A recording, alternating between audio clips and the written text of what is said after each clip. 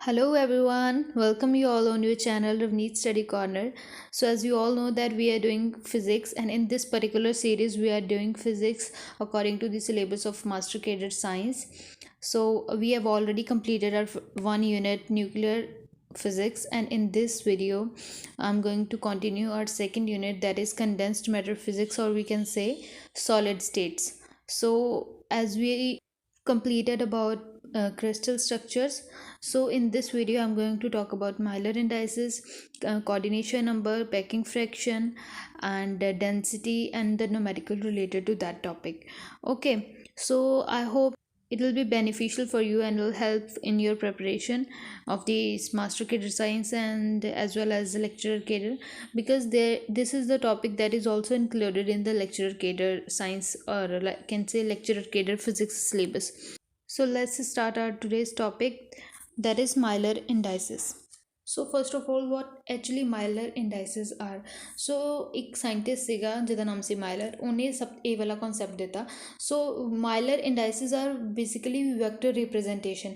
ਸੋ ਅਗਰ ਸਾਡੇ ਕੋਲ ਕੋਈ ਕ੍ਰਿਸਟਲ ਹੈਗਾ ਆ and there is a defect, ਜਾਂ ਫਿਰ ਉਹਦੀ ਕੋਈ ਐਕਸਟਰਾ ਪ੍ਰੋਪਰਟੀ ਹੈਗੀ ਹੈ ਜਿਹੜੀ ਡਿਫਰੈਂਸ਼ੀਏਟ ਕਰਦੀ ਹੈ ਉਹਨੂੰ ਬਾਕੀ ਕ੍ਰਿਸਟਲਸ ਨਾਲੋਂ, ਸੋ ਅਸੀਂ ਉਸ ਮਤਲਬ ਉਹ ਕਿਸ ਜਗ੍ਹਾ 'ਤੇ ਲੋਕੇਟ ਕਰ ਰਿਹਾ ਉਸ ਚੀਜ਼ ਨੂੰ ਕਿਸ ਤਰ੍ਹਾਂ ਰਿਪਰੈਜ਼ੈਂਟ ਕਰਾਂਗੇ. ਸਪੋਜ਼ ਵੀ ਹੈਵ ਅ ਬਾਲ, ਅਗਰ ਉਹਦੀ ਇਨਸਾਈਡ 'ਤੇ ਕੋਈ extra like we can say defect ਹੈਗਾ ਆ, ਤਾਂ ਉਹ ਡਿਫੈਕਟ ਨੂੰ ਅਸੀਂ ਕਿਸ ਤਰ੍ਹਾਂ ਲੋਕੇਟ ਕਰਾਂਗੇ ਕਿ ਇਸ ਜਗ੍ਹਾ 'ਤੇ ਡਿਫੈਕਟ ਹੈ ਜਾਂ ਇਸ ਜਗ੍ਹਾ 'ਤੇ ਇਹਦੀ ਕੋਈ ਐਕਸਟਰਾਆਰਡੀਨਰੀ ਪ੍ਰੋਪਰਟੀ ਹੈ. ਸੋ ਉਸ ਚੀਜ਼ ਨੂੰ ਦੱਸਣ ਲਈ ਵੀ must have that kind of standard units. Like ਜਿਵੇਂ ਆਪਾਂ ਕੁਛ ਚੀਜ਼ ਮੈਜਰ ਕਰਨੀ ਹੈ ਤਾਂ ਸਟੈਂਡਰਡ ਯੂਨਿਟਸ ਹੋਣੇ ਚਾਹੀਦੇ ਆ. ਉਸੇ ਤਰ੍ਹਾਂ ਅਗਰ ਅਸੀਂ ਮਤਲਬ ਓਰੀਐਂਟ ਕਰਨਾ ਹੈਗਾ ਕ੍ਰਿਸਟਲ ਦੇ ਵਿੱਚ ਕਿਸੇ ਚੀਜ਼ ਨੂੰ, ਅਟੋਮਿਕ ਪਲੇਨ ਨੂੰ ਕਹਿ ਲਓ, ਤਾਂ ਉਸ ਲਈ ਸਾਨੂੰ ਇੱਕ ਮਤਲਬ ਸਟੈਂਡਰਡ ਯੂਨਿਟ ਦੀ ਲੋੜ ਹੈਗੀ ਹੈ, that we known as Miller indices. So first of all definition ਕੀ ਕਹਿੰਦੀ ਹੈ? Miller indices are vector representation of the orientation of atomic plane in the crystal. ਠੀਕ ਹੈ. So let's suppose this is our crystal and these are all the atomic planes. So अगर मैं first second या third fourth किसी भी atomic plane ते मैं कोई डिफेक्ट ਜਾਂ ਲੋਕੇਟ ਕਰਨਾ ਜਾਂ ਕੋਈ ਹੋਰ ਚੀਜ਼ ਨੂੰ ਕਿਸੇ ਹੋਰ ਚੀਜ਼ ਨੂੰ ਦੱਸਣਾ, ਲਾਈਕ ਉਹਦੀਆਂ ਪ੍ਰੋਪਰਟੀਜ਼, ਸਪੈਸ਼ਲ ਪ੍ਰੋਪਰਟੀਜ਼ ਕੋਈ, ਤਾਂ ਮੈਂ ਇਸ ਤਰੀਕੇ ਨਾਲ ਉਹਨੂੰ ਲੋਕੇਟ ਕਰ ਸਕਦੀ ਹਾਂ ਕਿ this is first X axis, second Y axis, ਜਾਂ ਐਕਸ ਵਾਈ ਜ਼ੈਡ ਐਕਸਿਸ, ਕਿਸੇ ਵੀ ਤਰੀਕੇ ਨਾਲ ਕਿਸੇ ਵੀ ਐਕਸਿਸ ਦੇ ਅਲੋਂਗ ਉਸ ਦੀਆਂ ਮੈਂ ਲੋਕੇਸ਼ਨ ਨੂੰ ਆਇਡੈਂਟੀਫਾਈ ਕਰ ਸਕਦੀ ਹਾਂ ਜਾਂ ਲੋਕੇਟ ਕਰ ਸਕਦੀ ਹਾਂ ਉਹਦੀ ਲੋਕੇਸ਼ਨ ਨੂੰ. ਆਈ ਹੋਪ ਤੁਹਾਨੂੰ ਮਾਈਲਰ ਇੰਡਾਈਸਿਸ ਦਾ ਕਨਸੈਪਟ ਕਲੀਅਰ ਹੋਇਆ ਹੋਏਗਾ. So this is a diagram. ਇਹਦੇ ਵਿੱਚ ਮੈਂ ਜ਼ੈਡ ਐਕਸਿਸ ਦੇ ਅਲੋਂਗ ਇੱਕ ਪਲੇਨ ਕੰਸੀਡਰ ਕੀਤਾ. ਸੋ ਅਗਰ ਮੈਨੂੰ 1 ਕੰਸੀਡਰ ਕਰਾਂ ਔਰ it is a plane which is showing there is a particular kind of defect ਜਾਂ ਫਿਰ ਪ੍ਰੋਪਰਟੀਜ਼, ਤਾਂ ਉਸ ਨੂੰ ਮੈਂ ਸ਼ੋ ਕਰ ਸਕਦੀ ਹਾਂ ਦੈਟ ਜ਼ੈਡ ਐਕਸਿਸ ਦੇ ਅਲੋਂਗ 1 ਮਤਲਬ 0 0 1. ਠੀਕ ਹੈ. ਸੋ ਇਸ ਤਰੀਕੇ ਨਾਲ ਮੈਂ ਇਹਨੂੰ ਰਿਪਰੈਜ਼ੈਂਟ ਕਰਾਂਗੀ. ਸੋ ਹੁਣ ਇੱਕ ਹੋਰ ਗੱਲ ਆ ਜਾਂਦੀ ਹੈ ਕਿ ਡਾਇਰੈਕਸ਼ਨ ਹੁੰਦੀ ਹੈ ਔਰ ਦੂਸਰਾ ਕੀ ਹੁੰਦਾ, ਅ ਪਲੇਨ ਹੁੰਦਾ. ਸੋ ਡਾਇਰੈਕਸ਼ਨ ਹੁੰਦੀ ਹੈ ਨਾ, ਮਤਲਬ ਜਿਹੜੀ, ਔਰ ਪਲੇਨ ਹੁੰਦੀ ਹੈ, ਔਰ ਇੱਕ ਹੋਰ ਟਰਮ ਆ ਜਾਂਦੀ ਹੈ family of directions and family of planes. ਇਹ ਜਿਹੜੀ ਚੀਜ਼ ਹੈਗੀ ਹੈ ਨਾ, ਇਹ ਮੋਸਟਲੀ ਪੇਪਰ ਵਿੱਚ ਪੁੱਛੀ ਜਾਂਦੀ ਹੈ ਕਿ ਕਿਹੜੀ ਚੀਜ਼ ਰਿਪਰੈਜ਼ੈਂਟ ਕਰਦੀ ਹੈ ਫੈਮਿਲੀ ਆਫ ਡਾਇਰੈਕਸ਼ਨਸ ਨੂੰ, ਜਾਂ ਕਿਹੜੀਆਂ ਬ੍ਰੇਸਿਸ ਰਿਪਰੈਜ਼ੈਂਟ ਕਰਦੀਆਂ ਫੈਮਿਲੀ ਆਫ ਡਾਇਰੈਕਸ਼ਨਸ ਨੂੰ ਜਾਂ ਫੈਮਿਲੀ ਆਫ ਪਲੇਨਸ ਨੂੰ, ਜਾਂ ਫਿਰ ਸਿੰਗਲ ਡਾਇਰੈਕਸ਼ਨ ਨੂੰ ਜਿਹਨੂੰ ਇਕੁਇਲੈਂਟ ਡਾਇਰੈਕਸ਼ਨ ਕਹਿੰਦੇ ਆ, ਜਾਂ ਫਿਰ ਸਿੰਗਲ ਪਲੇਨ ਨੂੰ. ਸੋ ਇਹ ਮੈਂ ਹਾਈਲਾਈਟ ਕੀਤਾ ਹੋਇਆ. ਸੋ ਇਟ ਇਜ਼ ਇੰਪੋਰਟੈਂਟ, ਇਹਨੂੰ ਸਟਾਰ ਮਾਰਕ ਕਰਕੇ ਆਪਣੇ ਨੋਟਸ 'ਤੇ ਨੋਟ ਡਾਊਨ ਕਰ ਲਿਓ. So a direction is denoted by closed bracket ਜਾਂ ਸਕੁਏਅਰ ਜਾਂ ਬਾਕਸ ਬ੍ਰੈਕਟ, ਜੋ ਵੀ ਤੁਸੀਂ ਕਹਿ ਸਕਦੇ ਹੋ ਉਹਨੂੰ, U V W close bracket. So ਠੀਕ ਹੈ. ਇਹਨੂੰ ਇਕੁਇਲੈਂਟ ਡਾਇਰੈਕਸ਼ਨਸ ਵੀ ਕਿਹਾ ਜਾਂਦਾ, ਕਿ ਇੱਕ ਸਿੰਗਲ ਡਾਇਰੈਕਸ਼ਨ ਨੂੰ ਇਕੁਇਲੈਂਟ ਡਾਇਰੈਕਸ਼ਨ ਵੀ ਕਿਹਾ ਜਾਂਦਾ. ਔਰ ਅਗਰ ਮੈਂ ਦੇਖਾਂ, ਅਗਰ 1 0 0 ਹੈ ਤਾਂ ਮੈਂ ਇਹਨੂੰ ਕਿਸੇ ਹੋਰ ਤਰੀਕੇ ਨਾਲ, ਕਿੰਨੀ ਤਰੀਕੇ ਨਾਲ ਮੈਂ ਲਿਖ ਸਕਦੀ ਹਾਂ, ਮਤਲਬ ਇਹ ਨਹੀਂ ਕਿ ਕਿੰਨੇ ਤਰੀਕੇ ਨਾਲ ਲਿਖ ਸਕਦੀ ਹਾਂ. ਅਗਰ 1 0 0 I mean X axis 1, Y axis and Z axis 0. So similarly ਅਗਰ ਇਸ ਨੋਟੇਸ਼ਨ ਨੂੰ ਲੈ ਕੇ ਮੈਂ ਇੱਕ ਫੈਮਿਲੀ ਬਣਾਉਣਾ ਚਾਹਵਾਂ ਤਾਂ ਉਹ ਫੈਮਿਲੀ ਕਿਹੜੀ ਹੋਏਗੀ? 1 0 0, then 0 1 0, then 0 0 1, then 1 bar 0 0, 0 1 bar 0 and 0 0 1 bar. So it is basically positive and negative x y and z axis. ਜਦੋਂ ਪੋਜ਼ਿਟਿਵ ਹੈ ਤਾਂ x ਪੋਜ਼ਿਟਿਵ ਤਾਂ 1 0 0 ਅਗਰ x ਨੈਗੇਟਿਵ ਹੈ ਤਾਂ 1 bar 0 0 and similarly other 4 directions okay. So family of directions ਨੂੰ ਆਪਾਂ ਕਿਵੇਂ ਰਿਪਰੈਜ਼ੈਂਟ ਕਰਦੇ ਹਾਂ? So family of direction is represented by angle brackets. So as it is saying that family of direction is represented by angle bracket 1 0 0। So I hope ਤੁਹਾਨੂੰ direction, equivalent direction and family of direction ਦਾ concept clear ਹੋ ਗਿਆ ਹੋਏਗਾ। So similarly a plane is represented by open bracket या फिर कह लो round bracket u v w। So if I have this as a plane like 2 2 3, so इनू मैं होर किस तरह लिख सकती हाँ? 2 2 3 then 3 2 2 then 2 3 2 then negative X axis या वाई या जैड एक्सिस च जिमें लिखना। सो मतलब फैमिली बन जाएगी। और हुण फैमिली ऑफ प्लेन्स नू किवें रिप्रजेंट करना है? फैमिली ऑफ प्लेन्स नू रिप्रजेंट करना with the help of curly brackets, ठीक है। सो इत्थे 4 पॉइंट बनते हैं, equivalent direction, equivalent plane, family of direction and family of plane. इन्हां दी रिप्रजेंटेशन याद रखनी है। So direction, equivalent direction is represented by closed square या बॉक्स ब्रैकेट, जो भी कहना। So equivalent plane is represented by round या फिर कह लो open bracket. So family of direction is represented by angle brackets and family of plane is represented by curly brackets. And मैं कुछ के प्लेन्स की रिप्रजेंटेशन की हुई है लाइक 1 0 0 0 1 0 एंड 1 1 1। आई होप तुहानू क्लीयर होया होएगा। So our next topic is how to determine Miller indices. हुण सानू किस तरह पता चलेगा अगर साडे कोले एक्स एक्सिस या वाई एक्सिस या जैड एक्सिस है, यानी कि इंटरसैप्ट्स है, तो सानू अगर we have to find Miller indices तो किवें फाइंड करांगे? सो लेट्स सपोज मेरे को इंटरसैप्ट्स है 3a 2b एंड 2b। हुण मैं इन्हों इंटरसैप्ट्स नू एक्सप्रैस करना as a multiple of A B and C, ठीक है। सो हुण ये बनेगा 3 2 2। हुण मैं रेसिप्रोकेट कर देना। नैक्सट स्टैप जिहड़ा हैगा to the way of finding Miller indices is reciprocate the intercepts. हुण रेसिप्रोकेट करन तो बाद मैं एलसीएम लैके मल्टीप्लाई कर देना तीनों इंटरसैप्ट्स दे नाल, दैट इज़ 6। तो 6 नू मल्टीप्लाई करिया 1/3 नाल, दैन 1/2 नाल एंड 1/2 नाल, it comes out to be 2 3 3 in close in parenthesis and it की बन गया 2 3 3 that are general are Miller indices, okay। So now if we have to write the family of planes तो मैं लिख सकती हूँ family of planes ਨੂੰ easily as I've said earlier। So if you haven't understood till now ਤਾਂ video rewind करके देखो, you'll get it, okay। So now एक ਜਿਹੜਾ ਸਾਡੇ ਕੋਲ main point ਹੈਗਾ ਹੈ ਕਿ distance between lattice planes in a cubic crystal। ਹੁਣ ਅਗਰ ਇਹ ਸਾਡਾ cubic crystal ਹੈ और ये डिफरेंट प्लेन्स है और मैं एक तो दूसरे प्लेन के डिफरेंस मेयर करना है। सो मैं किस तरह कराँगी, ठीक है। हुण जिवें आपां क्रिस्टल स्ट्रक्चर पढ़िया सी ए बी सी साइड्स होंदियां क्रिस्टल्स दियां, ठीक है। अगर ए बी सी साइड्स है क्रिस्टल दियां तो according to this formula how we can find distance, that is by D equals to 1/√h² / a² plus k² b² plus l² c², where a b c are the side of crystals, okay। हुण दूसरी चीज़ जी आती है h k l की हैगियां ने, that are Miller indices। So this is our important formula, star mark करके इन्हू भी लिख लियो। सो अगर मैं क्यूबिक क्रिस्टल की गल करा क्यूबिक सिस्टम की, सो क्यूबिक सिस्टम में की A equals to B equals to C. So अगर मैं इस तरीके नाल लवां A equals to B equals to C करके तो फिर की बनेगा, अगर सारिया जगह तो ए तो उन्होंने अंडर रूट के आके मतलब वो स्क्वेयर अंडर रूट कैंसल हो जाएगा एंड वो अगर न्यूमिनेटर आ जाता तो it will be like D equals to A upon under root h² plus k² plus l²। I hope तुहानू क्लीयर होया होएगा। सो सिमिलरली अगर मैं ट्राईक्लिनिक की गल करा तो वो A is not equals to B is not equals to C, तो आपां फर्स्ट फार्मूले नाल ही सॉल्व करांगे। सिमिलरली बाकी क्यूबिक क्रिस्टल्स और सिस्टम्स बारे भी तुसीं सॉल्व कर सकते हो। सो नैक्सट असीं देखते हैं कि number of atoms per unit cell. So as we all know that different number of atoms are present in different crystals, like अगर BCC FCC है या सिंपल क्यूबिक है तो वो वेरी करता है। सो ये वेरी क्यों करता है? फर्स्ट ऑफ ऑल अगर एक क्रिस्टल है, let us suppose this is our crystal, ठीक है। सो वी डोंट नो कि वो जिहड़ा साडे कोलों एटम है वो डीप इनसाइड पे बॉडी दे, इस बॉडी दे पूरी दे इस क्रिस्टल दे, ਉਹਦੇ ਸਰਫੇਸ 'ਤੇ ਪਿਆ, ਵੀ ਡੋਂਟ ਨੋ, ਜਾਂ ਫਿਰ ਐਜਿਸ 'ਤੇ ਪਿਆ। ਠੀਕ ਹੈ, ਹੁਣ ਕੀ ਹੋਵੇਗਾ, ਅਗਰ ਤਾਂ ਪਿਆ ਹੈਗਾ ਬੋਡੀ ਦੇ ਅੰਦਰ, ਪੂਰਾ ਇਮਰਜਡ ਹੈਗਾ ਬੋਡੀ ਦੇ, ਤਾਂ ਪੂਰਾ ਪੂਰਾ ਐਟਮ ਕੰਸੀਡਰ ਕੀਤਾ ਜਾਏਗਾ।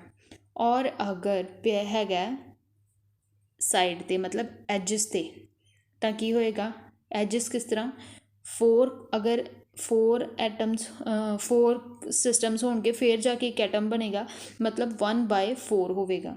ਸੋ ਅਗਰ ਐਟ ਦਾ ਕੋਰਨਰ ਪਿਆ ਤਾਂ ਉਸੇ ਤਰੀਕੇ ਨਾਲ 8 ਸਿਸਟਮਸ ਹੋਣਗੇ ਫਿਰ ਸਾਡੇ ਕੋਲੋਂ ਇੱਕ ਐਟਮ ਬਣੇਗਾ। ਔਰ ਅਗਰ ਪਿਆ ਹੈਗਾ ਬੋਡੀ ਦੇ ਸਰਫੇਸ 'ਤੇ, ਮਤਲਬ ਹਾਫ ਇਨਸਾਈਡ ਔਰ ਹਾਫ ਆਊਟਸਾਈਡ, ਤਾਂ ਉਹ ਕੀ ਬਣੇਗਾ, 1/2 ਹੋਵੇਗਾ, ਤਾਂ ਉਹ ਪੂਰਾ ਐਟਮ ਬਣੇਗਾ, ਮਤਲਬ ਉਹ ਇੱਕ ਐਟਮ ਵਿੱਚ 1/2 ਕੰਟਰੀਬਿਊਟ ਕਰੇਗਾ। ਸੋ ਆਈ ਹੋਪ ਤੁਹਾਨੂੰ ਕਲੀਅਰ ਹੋਇਆ ਹੈ ਸਾਰਾ। ਸੋ ਐਜ਼ ਇਟ ਇਜ਼ ਸੇਇੰਗ ਕਿ ਸਿੰਪਲ ਕਿਊਬਿਕ ਵਿੱਚ ਸਿਰਫ ਇੱਕ ਆਪਾਂ ਐਟਮ ਹੁੰਦਾ, ਅਤੇ ਇੱਕ ਐਟਮ ਜਿਹੜਾ ਹੁੰਦਾ ਉਹ ਕਿਸ ਤਰ੍ਹਾਂ ਪਿਆ ਹੁੰਦਾ ਕਿ ਐਟ ਦ ਕੋਰਨਰਸ 1/8 × 8 = 1। ਔਰ BCC ਦੇ ਵਿੱਚ ਕੀ ਹੁੰਦਾ ਕਿ ਕੋਰਨਰਸ 'ਤੇ ਵੀ ਹੁੰਦੇ ਆ ਔਰ ਡੀਪ ਇਨਸਾਈਡ ਦ ਬੋਡੀ ਵੀ ਹੁੰਦੇ ਆ। ਸੋ it is like 1 + 0 + 8/8 = 2। And FCC ਵਿੱਚ ਕੀ ਹੁੰਦਾ ਕਿ ਫੇਸ ਦੇ ਉੱਪਰ ਪਿਆ ਹੁੰਦਾ ਐਂਡ ਇੱਕ ਕੋਰਨਰਸ 'ਤੇ ਵੀ ਪਏ ਹੁੰਦੇ। So 3 + 1 = 4। So next is our coordination number. So coordination number actually ਹੁੰਦਾ ਕੀ ਹੈ, the number of equidistant nearest neighbours. ਜਦੋਂ ਵੀ ਕੋਈ ਐਟਮ ਪਿਆ ਹੁੰਦਾ ਹੈ ਡੀਪ ਇਨਸਾਈਡ ਦਾ ਬੋਡੀ ਜਾਂ ਸਰਫੇਸ ਆਫ ਦੀ ਕ੍ਰਿਸਟਲ ਜਾਂ ਫਿਰ ਐਜਿਸ 'ਤੇ, ਤਾਂ ਉਹ ਜਿਹੜਾ ਇਕੁਇਡਿਸਟੈਂਟ ਨੀਅਰੈਸਟ ਨੇਬਰ ਹੁੰਦੇ ਆ ਨਾ ਉਹਦੇ, ਅਗਰ ਹੋ ਸਕਦਾ ਕਿ ਕਿਸੇ ਦੇ 4 ਹੋਣ, ਕਿਸੇ ਦੇ 5 ਹੋਣ, ਕਿਸੇ ਦੇ 6 ਹੋਣ, ਤਾਂ ਉਸ ਨੰਬਰ ਨੂੰ, ਜਿੰਨੇ ਉਹਦੇ ਨੀਅਰੈਸਟ ਨੇਬਰਸ ਹੋਣਗੇ ਉਹਨਾਂ ਨੂੰ ਅਸੀਂ ਕੀ ਬੋਲਾਂਗੇ, ਕੋਆਰਡੀਨੇਸ਼ਨ ਨੰਬਰ। ਸੋ ਸਿੰਪਲ ਕਿਊਬਿਕ ਦੇ ਕੇਸ ਵਿੱਚ ਇਟ ਇਜ਼ 6, BCC ਦੇ ਕੇਸ ਵਿੱਚ ਇਟ ਇਜ਼ 8 ਐਂਡ FCC ਦੇ ਕੇਸ ਵਿੱਚ it is 12. So these are the crystal systems, or can say structures, which are showing the coordination number for BCC, FCC and simple cubic crystals. So pause करके इन्हें एक बार देख लो ध्यान नाल। So now our next topic is packing fraction. So packing fraction actual जो ਹੁੰਦੀ ਕੀ ਹੈ, packing fraction is defined as the ratio of volume occupied by the atoms in a unit cell to the total volume of the unit cell. So suppose ਕਰੋ ਅਗਰ ਮੈਂ 1 litre ਦਾ ਜੱਗ ਲੈਂਦੀ ਹਾਂ ਔਰ ਉਹਦੇ ਵਿੱਚ ਮੈਂ ਛੋਟੀਆਂ ਛੋਟੀਆਂ ਬੋਲਸ ਪਾ ਦਿੰਦੀ ਹਾਂ 10-12, ਔਰ ਉਸ ਜੱਗ ਨੂੰ ਮੈਂ ਐਜ਼ ਇੱਕ ਯੂਨਿਟ ਸੈੱਲ ਕੰਸੀਡਰ ਕੀਤਾ। ਸੋ ਇੱਕ ਯੂਨਿਟ ਸੈੱਲ ਕੰਸੀਡਰ ਕਰਨ ਤੋਂ ਬਾਅਦ ਜਿਹੜੀਆਂ ਮੈਂ ਬੋਲਸ ਪਾਈਆਂ ਉਹਨਾਂ ਦਾ ਵੋਲਿਊਮ ਡਿਫਰੈਂਟ ਹੈ। ਸੋ ਮਤਲਬ ਅਗਰ ਮੈਂ ਬੋਲਸ ਪਾਈਆਂ ਨੇ, ਉਹਨਾਂ ਦਾ ਜਿੰਨਾ ਵੋਲਿਊਮ ਹੈਗਾ ਅਤੇ ਜਿਹੜਾ ਪੂਰੇ ਜੱਗ ਦਾ ਵੋਲਿਊਮ ਹੈ, ਉਹਨਾਂ ਦਾ ਡਿਫਰੈਂਸ ਆ ਜਾਵੇਗਾ, ਜਿਹੜਾ that is the difference in the both the volumes. So suppose ਕਰੋ ਕਿ ਜਿਹੜੀਆਂ ਬੋਲਸ ਪਾਈਆਂ ਉਸ ਤੋਂ ਬਾਅਦ ਮੈਂ ਕਿੰਨਾ ਮੇਰਾ ਵੋਲਿਊਮ ਬਚਿਆ ਆ, ਉਹਨੂੰ ਮੈਂ ਚੈੱਕ ਕਰਨ ਲਈ ਵਿੱਚ ਪਾਣੀ ਪਾ ਦਿੱਤਾ ਪੂਰੇ ਵਿੱਚ ਜੱਗ ਵਿੱਚ। ਸੋ ਪਾਣੀ ਸਿਰਫ ਉਸ ਜਗ੍ਹਾ 'ਤੇ ਆਵੇਗਾ ਜਿੱਥੇ ਜਿੱਥੇ ਬੋਲਸ ਨਹੀਂ ਹੈਗੀਆਂ, ਬਾਕੀ ਜਗ੍ਹਾ 'ਤੇ ਬੋਲਸ ਵਾਲੀ ਜਗ੍ਹਾ 'ਤੇ ਬੋਲਸ ਦਾ ਵੋਲਿਊਮ ਹੈਗਾ। ਸੋ ਜਿਹੜਾ ਵੋਲਿਊਮ ਬੋਲਸ ਨੇ ਆਕਿਊਪਾਈ ਨਹੀਂ ਕੀਤਾ ਉਹ ਬਚ ਗਿਆ। ਸੋ ਹੁਣ ਇੱਥੇ ਪੈਕਿੰਗ ਫ੍ਰੈਕਸ਼ਨ ਕੀ ਹੋਵੇਗੀ, ਉਹ ਰੇਸ਼ੋ ਜਿਹੜਾ ਵੋਲਿਊਮ ਆਕਿਊਪਾਈ ਕੀਤਾ ਅਤੇ ਜਿਹੜਾ ਵੋਲਿਊਮ ਪੂਰਾ ਸੀਗਾ ਆਕਿਊਪਾਈ ਕਿਹੜਾ ਕੀਤਾ। ਹੁਣ ਅਗਰ ਮੈਂ ਬੋਲਸ ਨਿਕਾਲ ਲਵਾਂ ਤਾਂ ਜਿਹੜਾ ਵਿੱਚ ਪਾਣੀ ਬਚਿਆ ਹੈਗਾ ਵਿੱਚ, ਉਹਨੂੰ ਮੈਂ ਦੇਖ ਲਵਾਂ ਕਿੰਨਾ, ਔਰ ਟੋਟਲ ਵਿੱਚੋਂ ਉਹ ਵਾਲਾ ਵੋਲਿਊਮ ਮਾਈਨਸ ਕਰਕੇ ਨੀਚੇ ਟੋਟਲ ਦਾ ਵੋਲਿਊਮ ਲਿਖ ਦੇਵਾਂ, that will be our packing fraction. ਮੈਂ ਬਿਲਕੁਲ ਸਿੰਪਲ ਲੈਂਗੁਏਜ 'ਚ ਐਗਜ਼ਾਮਪਲ ਲੈ ਕੇ ਸਮਝਾਇਆ। ਆਈ ਹੋਪ ਤੁਹਾਨੂੰ ਵਧੀਆ ਤਰੀਕੇ ਨਾਲ ਸਮਝ ਲੱਗਿਆ ਹੋਏਗਾ। ਸੋ ਇਹ ਸਾਡਾ ਪੈਕਿੰਗ ਫ੍ਰੈਕਸ਼ਨ ਦਾ ਫਾਰਮੂਲਾ ਹੈ ਕਿ ਪੈਕਿੰਗ ਫ੍ਰੈਕਸ਼ਨ ਕਿਸ ਤਰ੍ਹਾਂ, volume of all the atoms in a unit cell divided by volume of the unit cell. So simple cubic ਦੇ ਕੇਸ ਵਿੱਚ ਜਿਵੇਂ ਕਿ ਮੈਂ ਇੱਥੇ ਨਿਕਾਲੇ ਹੋਏ ਹੈ 4πr³ 3a³ n is the number of atom. So simple cubic ਵਿੱਚ ਸਾਨੂੰ ਪਤਾ ਹੈ 1 ਹੈਗਾ 4/3a³ a/2 ਦੀ ਸਕੁਏਅਰ ਇੰਟੂ 1। ਸੋ ਇਹਨੂੰ ਸੋਲਵ ਕਰਕੇ 0.52 ਆਉਂਦਾ, ਦੈਟ ਮੀਨਸ 52% ਪੈਕਿੰਗ ਫ੍ਰੈਕਸ਼ਨ ਹੈਗੀ ਹੈ in the case of simple cubic. So similarly ਅਗਰ ਮੈਂ BCC ਲਈ ਔਰ FCC ਲਈ ਸੋਲਵ ਕਰਾਂ ਤਾਂ it will comes out to be 68% for BCC and 74% in the case of FCC। So ਦੋਨਾਂ ਵਾਸਤੇ R ਦੀ ਵੈਲਿਊਜ਼ ਔਰ N ਦੀ ਵੈਲਿਊਜ਼ ਡਿਫਰੈਂਟ ਹੈ। ਸੋ ਇਹਨੂੰ ਸੋਲਵ ਕਰਨ ਲਈ ਤੁਸੀਂ ਪੌਜ਼ ਕਰਕੇ ਸੋਲਵ ਕਰ ਸਕਦੇ ਹੋ on your own behalf. So to sum up all the packing fractions of body centered, simple cubic and face centered as well as coordination number, total number of atoms, and the radius. This is a simple table that you have to go through. ਤੁਹਾਨੂੰ ਇਹ easily ਤੁਹਾਨੂੰ ਕੋਮੈਮੋਰੇਟ ਹੋ ਜਾਵੇਗਾ ਅਗਰ ਤੁਸੀਂ ਇੱਕ ਦੋ ਵਾਰ ਗੋ ਥਰੂ ਜਾਓਗੇ, and it is simple to ਮਤਲਬ correlate all the 3 simple structures. So our next topic is relation between the lattice constant and density. So ਜਿਹੜਾ ਇੱਕ numerical ਮੋਸਟ ਪ੍ਰੋਬੇਬਲੀ ਇਹਦੇ ਵਿੱਚੋਂ ਆਉਣ ਦੇ ਚਾਂਸਿਸ ਹੈਗੇ ਆ, ਉਹ ਹੈਗੇ ਡੈਂਸਿਟੀ ਦੇ। ਇਹ ਵਾਲਾ ਜਿਹੜਾ formula I have highlighted here, ਇਹਦੇ 'ਤੇ ਨੂਮੈਰੀਕਲ ਬਣਨ ਦੇ ਬਹੁਤ ਜ਼ਿਆਦਾ ਚਾਂਸਿਸ ਹੈਗੇ ਆ। ਸੋ ਇਹਦੇ 'ਤੇ ਨੂਮੈਰੀਕਲ ਆਪਾਂ ਨੈਕਸਟ ਸੋਲਵ ਵੀ ਕੀਤਾ ਹੋਇਆ, ਪਰ ਪਹਿਲਾਂ ਆਪਾਂ ਇਹਨੂੰ ਸਮਝ ਲੈਂਦੇ ਹਾਂ ਕਿ ਹੈ ਕੀ ਹੈਗਾ, ਇਹਦੇ ਵਿੱਚ ਕਿਹੜੀਆਂ ਕਿਹੜੀਆਂ ਟਰਮਸ ਇਨਵੋਲਵਡ ਹੈਗੀਆਂ। So first of all M ਕੀ ਹੈਗਾ ਇੱਥੇ, capital M be the molecular weight and small n be the number of molecules per unit atom. As we know, it is different for different systems. And rho is the density. So rho is equals to density, as we all know that the density is equals to mass by volume, and a cube is volume here. So after cross multiplying, rho a cube equals to small m, where small m is the mass. So mass can be written as capital M up into small n upon n, where capital M into n is the weight of n molecules, and capital N is the Avogadro's number. So after putting the values, what we have got is rho equals to capital M into small n upon capital N into a cube, where all the terms have their respective meanings, as you all know. So a wala formula important hai, you must commemorate this, and this is the numerical based on it. So a wala numerical you can also use it for your self evaluation. Video pause करके numerical solve करने की कोशिश करो based on the previous formula, and if not ਤਾਂ ਮੇਰੇ ਨਾਲ solve ਕਰ ਸਕਦੇ ਹੋ ਤੁਸੀਂ ਇੱਥੇ। ਹੇਅਰ ਕਾਪਰ ਦਾ ਸਾਨੂੰ ਸਟਰਕਚਰ ਗਿਵਨ ਹੈਗਾ, ਔਰ ਕਾਪਰ ਦਾ ਸਾਨੂੰ ਪਤਾ ਸਾਰਿਆਂ ਨੂੰ ਮੋਲੀਕੂਲਰ ਮਾਸ ਕਿੰਨਾ ਹੈਗਾ, 63.54, and atomic radius is given, that is 1.278 ਐਂਗਸਟ੍ਰੋਮ। So ਸਾਨੂੰ radius given ਹੈਗਾ, or we know the relation between R and A, that is where A is the side of the system. So R equals to under root 2 upon 4A for the FCC system. ਪਿੱਛੇ ਮੈਂ table ਵਿੱਚ ਇਹਦਾ ਪੂਰਾ ਲਿਖਿਆ ਹੋਇਆ relation, ਉੱਥੋਂ ਤੁਸੀਂ ਦੇਖ ਸਕਦੇ ਆ। ਸੋ ਕੁਛ ਨਹੀਂ ਕਰਨਾ, ਸਾਰੀਆਂ ਵੈਲਿਊਜ਼ ਨੂੰ ਇਸ ਫਾਰਮੂਲਾ ਵਿੱਚ ਪੁੱਟ ਕਰਨਾ ਐਂਡ ਸੋਲਵ ਕਰਨਾ। And we also know that for FCC number of atoms is that are present in the unit cell, that is 4. So ਸਾਰਾ ਕੁਛ ਪੁੱਟ ਕਰਕੇ ਸੋਲਵ ਕਰਨ ਤੋਂ ਬਾਅਦ what we have got is 8.98 gram per centimeter cube. Okay, so that's all for today's lecture. ਅੱਜ ਦੇ lecture ਵਿੱਚ ਆਪਾਂ ਇਹੀ ਟਰਮਸ ਪੜ੍ਹਨੀਆਂ ਨੇ, ਬਟ ਇੱਕ ਚੀਜ਼ ਹੈਗੀ ਹੈ, ਜਿੰਨੀਆਂ ਟਰਮਸ ਅਸੀਂ ਅੱਜ ਪੜ੍ਹੀਆਂ these are the basics for our solid state physics. ਸੋ ਇਹ ਟਰਮਸ ਮਤਲਬ ਕੈਮਿਸਟਰੀ ਵਿੱਚ ਵੀ ਹੈਗੀਆਂ ਇਹ। ਅਗਰ ਇੱਕ ਜਗ੍ਹਾ ਫਿਜ਼ਿਕਸ ਵਿੱਚ ਤੁਸੀਂ ਪੜ੍ਹ ਲੈਂਦੇ ਹੋ ਤਾਂ ਕੈਮਿਸਟਰੀ ਵਿੱਚ ਪੜ੍ਹਨਾ ਈਜ਼ੀ ਹੋ ਜਾਏਗਾ, ਔਰ ਅਗਰ ਕੈਮਿਸਟਰੀ ਵਿੱਚ ਪੜ੍ਹ ਲੈਂਦੇ ਹੋ ਤਾਂ ਫਿਜ਼ਿਕਸ ਵਿੱਚ ਪੜ੍ਹਨਾ ਈਜ਼ੀ ਹੋ ਜਾਏਗਾ। ਔਰ ਇਹਦੇ ਬੇਸਡ ਅਪਰੋਕਸ 2 ਤੋਂ 3 ਕੁਐਸਚਨ ਆਉਣਾ ਤਾਂ ਲਾਜ਼ਮੀ ਹੈਗਾ ਹਰ ਵਾਰ। ਇਹਦੇ ਵਿੱਚ 2 ਜਾਂ 3 ਕੁਐਸਚਨ ਬੇਸ਼ੱਕ ਉਹ ਫਿਜ਼ਿਕਸ ਸੈਕਸ਼ਨ ਦੇ ਅੰਡਰ ਹੋਣ ਜਾਂ ਕੈਮਿਸਟਰੀ ਸੈਕਸ਼ਨ ਦੇ ਅੰਡਰ ਹੋਣ, ਦੇਖਣ ਨੂੰ ਮਿਲਦੇ ਹੀ ਮਿਲਦੇ ਆ। ਸੋ ਆਈ ਹੋਪ ਤੁਹਾਡੀ ਪ੍ਰੈਪਰੇਸ਼ਨ ਵਿੱਚ ਅੱਜ ਵਾਲਾ ਲੈਕਚਰ ਕੰਟਰੀਬਿਊਟ ਕਰੇਗਾ। ਸੋ ਵੱਧ ਤੋਂ ਵੱਧ ਲਾਈਕ, ਸ਼ੇਅਰ ਐਂਡ ਸਬਸਕ੍ਰਾਈਬ ਕਰੋ, press the bell icon as well to get the notification whenever I upload a new video. And ਉਹਨਾਂ ਸਾਰੇ ਗਰੁੱਪਸ ਵਿੱਚ ਜਾਂ ਆਪਣੇ ਫਰੈਂਡਸ ਨਾਲ ਸ਼ੇਅਰ ਕਰੋ ਜਿਹੜੇ ਮਾਸਟਰ ਕੇਡਰ ਸਾਇੰਸ ਔਰ ਫਿਜ਼ਿਕਸ ਲੈਕਚਰਰ ਕੇਡਰ ਦੀ ਪ੍ਰੈਪਰੇਸ਼ਨ ਕਰ ਰਹੇ ਨੇ, ਸੋ ਦੈਟ ਉਹਨਾਂ ਦੀ ਵੀ ਹੈਲਪ ਹੋ ਸਕੇ। Thank you.